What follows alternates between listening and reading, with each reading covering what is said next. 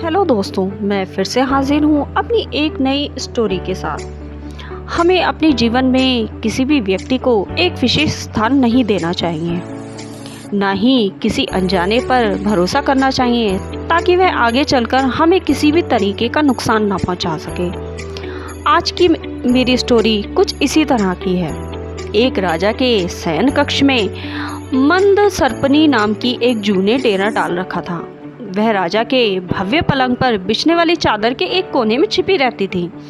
रात को जब राजा सोने जाता तो वह चुपके से बाहर निकलती और उसका खून चूसकर फिर अपने स्थान पर जा छिपती।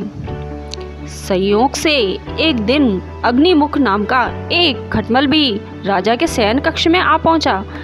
जूं ने जब उसे देखा तो वह बोली कि तुम यहाँ से चले जाओ।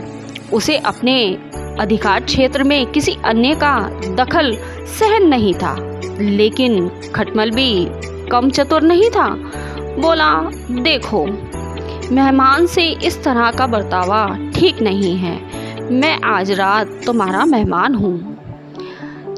ज्यों अंततः खटमल की चिकनी चुपड़ी बातों में आ गई और उसे शरण देते हुए बोली, ठीक है, तुम रात भर यहाँ रुक सकते हो, लेकिन राजा को काटोगे नहीं, उसका खून चूसोगे भी नहीं।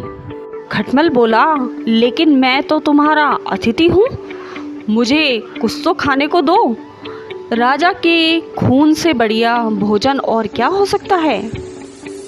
ठीक है, जूं बोली, तुम राजा का खून चूस लेना, पर उसे पीड़ा नहीं होनी चाहिए, बल्कि ऐसा ही होगा। यह कहकर खटमल सो गया।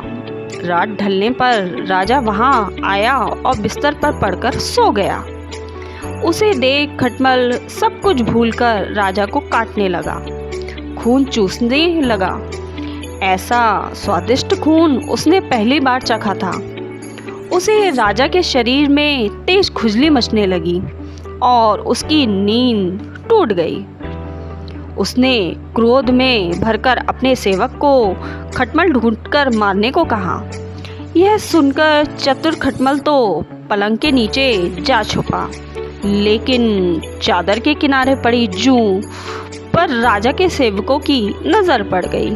उन्होंने उसे पकड़ा और मार डाला। यह होता है किसी अनजाने पर भरोसा करने का नतीजा।